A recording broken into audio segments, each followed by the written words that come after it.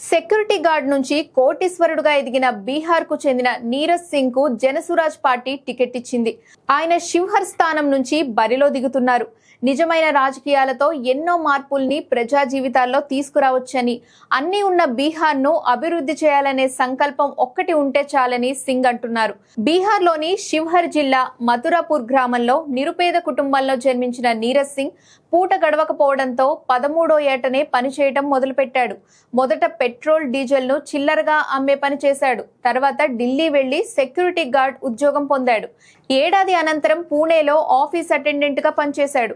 అలా చిన్న చితకా ఉద్యోగాలు చేస్తూ కొన్నాళ్ల తర్వాత ఇటుకలు, పలకలు, సిరామిక్ ఉత్పత్తుల తయారీ పరిశ్రమను నెలకొల్పాడు. తర్వాత రహదారుల నిర్మాణ పనుల్లో ప్రవేశించి ఇటీవలే పెట్రోల్ బంక్ కూడా ఏర్పాటు చేశాడు.